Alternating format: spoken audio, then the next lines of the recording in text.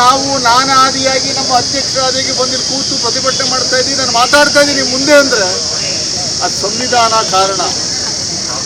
ಮನುಸ್ಮೃತಿ ಸಂವಿಧಾನ ಏನಿಟ್ಕೊಂಡಿದ್ದು 1947 ಹಿಂದೆ ಬರೀ ಡಿಕ್ಟೇಟರ್ಶಿಪ್ ಇದ್ದಂಥ ಒಂದು ವ್ಯವಸ್ಥೆಯನ್ನು ಸುಟ್ಟಾಕಿದ್ದಂಥ ಕೀರ್ತಿ ಡಾಕ್ಟರ್ ಅಂಬೇಡ್ಕರ್ದು. 1927 ಇಸ್ವಿನಲ್ಲಿ ಅದು ಸುಟ್ಟಾಕಿದ್ರು ಮನುಸ್ಮೃತಿ ಸಂವಿಧಾನವನ್ನು. 1949 ನವೆಂಬರ್ 38 ತಾರೀಕಿಂದ ಇವರು ಹೊಸ ಸಂವಿಧಾನವನ್ನು ಜಾರಿಗೆ ತಗೊಂಬಂದಿದ್ದಂಥದ್ದು. ಅದು ನಾವು ದೇಶಾದ್ಯಂತ ನಾವು ಜನವರಿ 26ರಿಂದ ಆಚರಣೆ ಮಾಡಿಕೊಂಡು ಅನುಷ್ಠಾನ ಮಾಡ್ತಿದ್ದೀವಿ.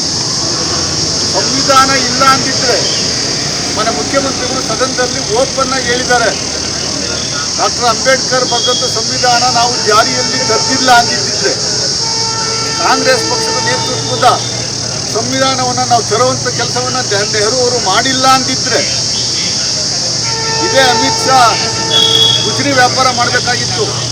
ನರೇಂದ್ರ ಮೋದಿ ಅವರು 3 ಬಾರಿ ಪ್ರೈಮ್ ಮಿನಿಸ್ಟರ್ ಆಗಿ ಆಗ್ತಿರಲಿಲ್ಲ. ಯಾವುದೋ ರೈಲ್ವೆ ಸ್ಟೇಷನಲ್ಲಿ ಅವರೇನು ಸುಳ್ಳು ಹೇಳ್ಕೊಂಡು ಛಾಯೆ ಮಾಡ್ತಿದ್ದೆ ಅಂತ ಟೀಮ್ ಮಾಡ್ಕೊಂಡು ಜೀವನ ನಡೆಸುವಂಥ ಒಂದು ವ್ಯವಸ್ಥೆ ನಿರ್ಮಾಣ ಆಗ್ತಿತ್ತು ಅನ್ನುವಂಥದ್ದು ಮಾತು. ಎಂಥ ಬಂಡ್ರಿದ್ದಾರೆ ಇವರು ಅನ್ನುವಂಥದ್ದಕ್ಕೆ ಹೇಳಿದ್ದನ್ನ ಚಿರ್ಚಿದ್ದಾರೆ ಅಂತ ಹೇಳ್ತಾವ್ರ. ಏನು ಅಮಿತ್ ಶಾ ಅವರು ರಾಜ್ಯಸಭೆಯಲ್ಲಿ ಮಾಡಿದಂಥ ಸ್ಟೇಟ್ಮೆಂಟು ನಾವು ತಿರ್ಚಿದ್ದೀವಂತೆ. ಆ ಸ್ಟೇಟ್ಮೆಂಟು, ಆ ತುಣುಕು ಮತ್ತು ಆ ಸಬ್ಸ್ಟೆನ್ಸು ಕೊಟ್ಟಿದ್ದು ನಾವಲ್ಲ, ಲೋಕಸಭಾ ಟಿವಿ ಅಂತ ಇದೆ, ಅದು ಗೌರ್ಮೆಂಟ್ ಆಫ್ ಇಂಡಿಯಾ ಅಂಡರ್ ಬರುವಂಥದ್ದು, ಅವರ ಕಂಟ್ರೋಲಲ್ಲಿ ಬರುವಂಥದ್ದು. ಅವ್ರು ಏನು ಮೆಟೀರಿಯಲ್ಸ್ ಕೊಡ್ತಾರೆ ಅದನ್ನು ಖಾಸಗಿ ವಾಹಿನಿಗಳು ಪಬ್ಲಿಷ್ ಮಾಡಿದ್ದಾರೆ. ನಾವೇನಾದರೂ ತಯಾರಿ ಮಾಡಿ ತಿರ್ಚಿರುವಂಥ ಕೆಲಸವನ್ನು ಮಾಡಿದ್ದಿದ್ರೆ ಅವ್ರು ಹೇಳುವಂಥದ್ದಕ್ಕೆ ಅರ್ಥ ಇರ್ತಿತ್ತು. ಅವರೇ ಕೊಟ್ಟಂಥ, ಸರ್ಕಾರ ಕೊಟ್ಟಂಥ ತುಣುಕದು, ನಾವು ಮಾಡಿದ್ದಲ್ಲ ಅದು.